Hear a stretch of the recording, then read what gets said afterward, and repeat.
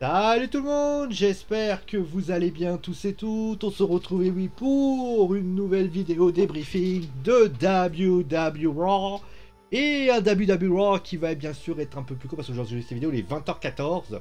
Et vous le savez, dans à peu près au bas mot une demi-heure, vous allez avoir le match entre le Paris Saint-Germain et le RB Leipzig.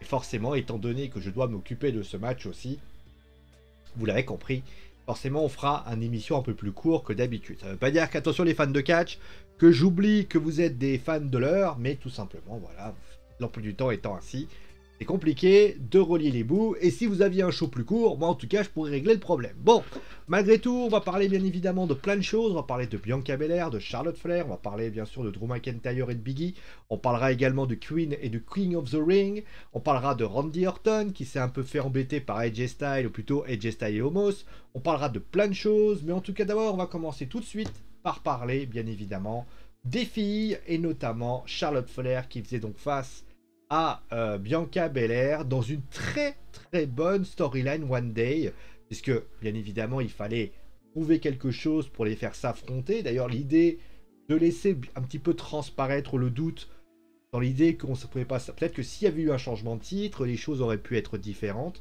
J'ai trouvé ça très agréable, franchement très agréable et très très... Voilà, en tout cas, je me suis dit ils vont faire un match et voilà, ça sera fini. Non, ils ont vraiment bien mis en scène la chose. Ils n'ont pas hésité vraiment à mettre en scène les choses de manière à ce que ce soit le plus agréable possible à suivre. Et sans déconner, j'ai trouvé que c'était excessivement bien. Franchement, c'est la première fois que je peux le dire. J'ai trouvé que, en tout cas, ils ont fait un fil rouge, pas, on va dire, trop casse-couille, dans le sens où on n'a pas eu l'impression d'avoir un fil rouge où limite tu étais obligé de devoir faire avancer les choses au fil du temps. Et au final, tu comprenais pas. Là, ils ont fait un début pour essayer de lancer le truc, un peu à la manière d'un opener. Après, le segment était très très bien d'ailleurs, au demeurant. Je trouvais vraiment que les propos des deux filles étaient plutôt bonnes. Le fait qu'il y ait le KOD qui n'avait pas été touché était plutôt bien pensé d'ailleurs. Donc, d'ailleurs, le petit moment de coulisses où tu vois Charlotte qui dit ouais, c'est quoi ça à un moment donné, je trouvais ça très très bien aussi. Donc, ça faisait un peu du Becky Lynch. Franchement, c'était sympa. Et au final, la fin est aussi pas mal. Honnêtement, la fin avec le match est plutôt intéressant. Est-ce qu'il fallait une disqualification? J'imagine que oui, puisqu'il fallait... En fait, l'idée était surtout de ne pas faire perdre l'une des deux. C'est quand même... Pour moi, les quatre sont a priori, avec Bayley qui reviendra plus tard, les lutteuses les plus over en ce moment. Si tu les fais perdre, tu les font passer pour des crétins. Aujourd'hui, la réalité, elle est là. Donc, j'imagine que ils ont voulu faire un truc beaucoup plus structuré, beaucoup plus sur deux, beaucoup plus sympatoche. Et honnêtement, le match était très très bien. Franchement, j'ai pris beaucoup de plaisir à suivre le match où c'est parti dans tous les sens. Et honnêtement, voilà, ça j'aime quand ça part dans tous les sens. Parce que c'est du plaisir, c'est du bonheur. Et c'est exactement ce qu'on cherche au sein de ce genre de match. Franchement, une storyline qui a été peut-être un peu tirée par les cheveux les dernières semaines. Mais là, tu as une bonne storyline où les choses sont bien mises en place. Et j'ai envie de dire, bah, pourvu que ça dure. Après, au niveau de la deuxième rivalité, par contre, on peut pas en dire autant. Alors, pourquoi je suis assez mécontent de cette rivalité? Alors, le tag team match, moi, j'ai trouvé assez banal, dans le sens où c'était un tag team match, j'ai envie de vous dire, où tu avais simplement des mecs voilà, Biggie qui se prenait un peu par la tronche. Il y a eu un léger mieux en toute fin de match, mais vraiment, ça ne change pas le fait que le match, j'ai trouvé très passable, très maussade. J'ai eu l'impression d'avoir un véritable ennui à suivre le match. Et franchement, c'est rare que je le dis, honnêtement, Drew McIntyre, Biggie, ça pourrait faire quelque chose d'intéressant, avec Biggie et avec les Dirty Dogs. Et là, tu te dis, bon, à un moment donné, ils vont peut-être faire un truc un peu plus spectaculaire. Non, non, il n'y a aucun truc spectaculaire. Autrement dit, tu as les deux lutteurs qui se regardent, tu as les mecs qui se regardent, ils font un match. Alors, il y a un petit côté, voilà, j'oublie un peu ce qui s'est passé la semaine dernière. Justement, on va en parler tout de suite, puisque t'as à un moment donné, avant le début du match, t'as Drew McIntyre qui arrive, qui dit bon alors attends, alors oui en fait j'ai compris que c'était pas toi. Bon après le blind tag c'est un peu voilà bon ok c'est pas non plus très intelligent. Et en fait il te dit bon est-ce qu'on peut pas mettre nos logos de côté pour essayer d'affronter quelque chose. Et là je me suis dit en fait c'est une relation de fainéants. Vous êtes parti dans un truc où les mecs sont potes. priori. Et au final, vous dites, ah bah écoutez, ils vont faire tag team contre Dirty Dogs.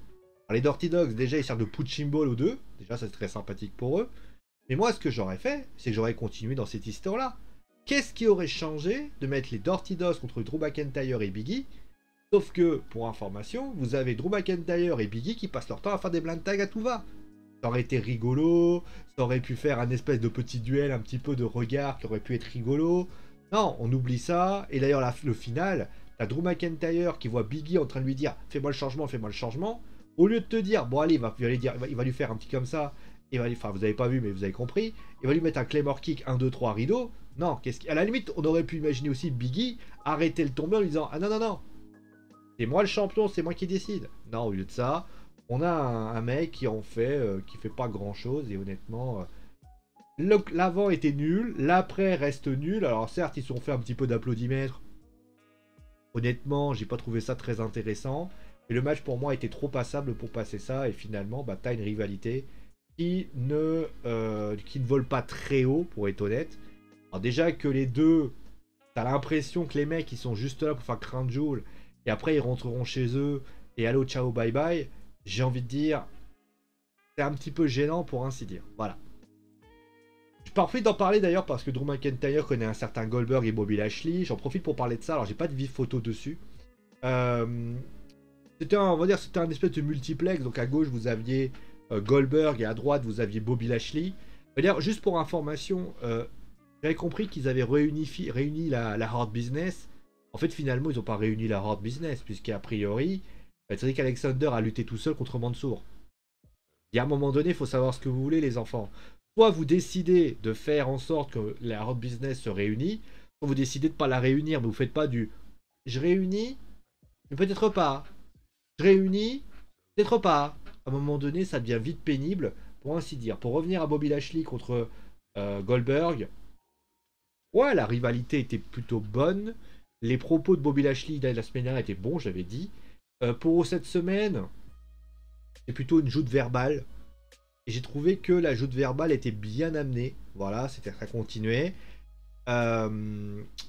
Goldberg, quand même, fait bien son rôle. Pour une fois que Goldberg est serious business et qu'il arrête de sortir ses catchphrases à 2 balles, pour ainsi dire, je trouvais ça assez sympa. Et pour ce qui s'agit de Bobby Lashley, je l'ai trouvé plutôt intéressant, bien amené, bien mis en scène. J'ai trouvé notamment son Comment va ton fils qui est balancé comme ça. Un peu du Seth Rollins, mais au final, ça marche bien. Et au final, moi, j'ai trouvé ça intéressant. Donc, ils auront un Horus Board lors de Crown Jewel. Après, j'y ai réfléchi quand je parle de Crown Jewel. Pourquoi ils ont fait ça? En fait, j'y ai réfléchi. Je me suis dit, en fait, la raison, peut-être tout simplement que Goldberg peut pas lutter comme il faut. On sait qu'il a été blessé dernièrement. Peut-être que c'est pour justement éviter de le voir. Peut-être qu'ils vont utiliser des stratagèmes pour passer justement outre ça. C'est une possibilité. Mais voilà, donc, segment sympathique. Ça ferait vraiment du personnel. On sait que Edge et Seth Rollins le font également. Pourquoi pas? Et donc voilà, les choses peuvent être mises ainsi. On va parler maintenant du King of the Ring et du Queen of the Ring. Donc c'est Xavier Woods qui a battu Jinder Mahal. Bon, je m'attendais un peu quand même. Alors pour les garçons, je m'y attendais un peu. Parce que Jinder, je le voyais pas gagner. Et je sais pas pourquoi les mecs ils voulaient mettre une pièce sur Xavier Woods. Là, clairement, voilà. Par contre, pour les filles, là, je m'y attendais pas. Alors là, clairement, alors ça peut être pour plusieurs raisons. On va commencer par... On va mettre les raisons à la suite. La première raison, ça pourrait être tout simplement que Shayna ne veut pas aller en Arabie Saoudite. Elle a indiqué ça aux officiels de la WWE. Et elle a dit, voilà, je ne veux pas aller en Arabie Saoudite parce que, voilà, pour X ou Y raison. Il peut expliquer pourquoi, d'ailleurs, elle a concrètement... comment dire? Elle a concrètement été... elle a perdu. Et pourquoi, d'ailleurs, elle est partie avec Naomi? Parce qu'elle s'est peut-être dit, on va faire comme ça. Non, en fait, ça colle pas. Enfin, bref. Non, parce que, en fait, je viens de réfléchir aux raisons. Et je suis désolé, il n'y a rien qui colle, en fait. C'est-à-dire que Shayna décide donc d'affronter Doudrop. Et en fait, souvenez-vous, ces dernières semaines, Shayna passe pour une meuf surpuissante à défoncer des lutteuses. Elle a commencé avec Nia Jax, Elle s'en est pris à Eva Marie, elle a démoli Dana Brooke avec une facilité déconcertante. Donc tu te dis, avec Doudrop, elle va en faire un menu frottin et finalement c'est fini. Sauf que ce qui s'est passé à SmackDown, on a vu une lutteuse qui était au service, faisait un peu une Tamina Snuka, elle passait son temps à rester derrière, à attendre. Et je me suis dit, non, attends, peut-être qu'ils ont prévu un truc, peut-être que Shayna va devenir Queen Shayna, surtout que c'est le Queen of Spades, donc tu te disais, il y avait peut-être quelque chose à travailler là-dessus. Même si, pour moi, Doudrop, à un moment donné, ça peut être Queen. Après, la WWE aurait pu se dire aussi, bah voilà, la meuf, elle est assez enveloppée, ça veut pas dire qu'elle est grosse, hein, elle est assez enveloppée, elle est potelée, voilà. Et la meuf, tout simplement, elle a peut-être envie d'être une reine, parce que c'est l'image des filles, de montrer que tous les physiques peuvent être une reine, enfin bref, on peut imaginer ça. Donc le Queen et le King of the Ring, pour moi, ça sert à rien, parce que finalement, rien n'a marché. Mais, sincèrement, en observant la victoire, je me suis dit, mais attends, à la limite que Shayna arrive sur le... Moi, je sais ce que j'aurais fait. À la limite, si Shayna arrive, va affronter quelqu'un. Elle va affronter Doudrop. Et là, elle commence à faire le match et elle se dit, m'intéresse pas. Ça m'intéresse pas en fait. Elle fait demi-tour, elle se casse. Et après, elle s'en va. Et à ce moment-là, elle compte de 10, Doudrop gagne. Et d'ailleurs, même on peut même aller plus loin. Elle arrive devant Zelina. Elle arrive devant Zelina et Zelina la regarde avec un petit peu de dédain, en mode qu'est-ce que tu fous ma belle, machin, etc. Sauf que Zelina, elle parle un mot, en fait, ça plaît pas à Shayna. Shayna décide de la défoncer, elle la défonce. Et comme Doudrop aime pas trop ça, vient, et à ce moment-là, les deux se font défoncer et Shayna reste numéro 1. Là, on aurait pu imaginer peut-être, tu vois, Shayna qui ça ne les intéresse pas. Deuxième chose, on aurait pu imaginer peut-être une Sonya Deville qui aurait pu dire à Shayna, écoute, j'ai des plans plus importants pour toi. Et après, à ce moment-là, on aurait pu voir Sonya arriver de derrière en disant, c'est bien. Et il lui tend la main, il lui fait, merci. Et après, elle se casse. Pourquoi pas? Non, qu'est-ce qu'elle fait? Elle fait son match. Non seulement elle se prend un tombé bidon, parce qu'elle se fait, en fait, elle est en train de faire son Kikafou la cloche, un truc comme ça. Et Kirafou la cloche, enfin je sais pas comment ça se prononce. En fait, elle s'affaisse, les épaules tombent sur le sol. 1, 2, 3, rideau. Alors, on peut se faire s'en prendre par ça. C'est déjà arrivé à bon nombre de lutteurs. C'est pas la première fois. Et moi, ce qui m'a le plus gêné, c'est la suite. C'est-à-dire qu'à aucun moment, tu as Shayna qui descend pour défoncer Doudrop. Doudrop, elle revient, elle va faire un face-à-face avec Zelina, et puis c'est fini. Et Shayna qui est comme ça en mode, ouais, qu'est-ce qui s'est passé? Qu'est-ce qui s'est passé? Mais on nous avait booké une Shayna surpuissante. On nous avait booké une Shayna qui pouvait faire mal à n'importe qui. Elle est où cette Shayna? Elle est où cette Shayna, pardon? Dites-moi où elle est cette Shayna, parce que moi je l'ai pas vue. Franchement, c'était la Shayna de la team Nia Jax Shayna. Franchement, c'était à chier. Alors après, Shayna va aller du côté de SmackDown, peut-être qu'elle va avoir un push, mais c'est pas comme ça qu'on évolue. Encore une fois, la WWE a une idée, ils essaient pas de la gratter plus que ça. Non, ils se contentent du minimum. Qu'est-ce que vous voulez que je vous dise, moi? Au bout d'un moment, moi je peux pas aider la WWE s'ils ne s'aident pas eux-mêmes. Je veux bien être un petit peu sympa, leur donner des conseils. Mais là, regardez, les mecs, ils ont une autoroute, ils s'en servent même pas. Ça aurait changé quoi que Doudrop se fasse défoncer? À la limite, elle arrive à Crown Jewel quand même. Franchement, j'ai trouvé ça pathétique et pas du tout agréable à voir. Et j'ai pas trouvé ça très agréable.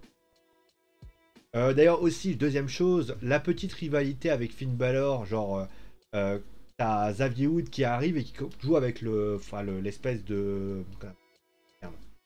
de sceptre, concrètement, c'est le sceptre qui dit voilà que t'es.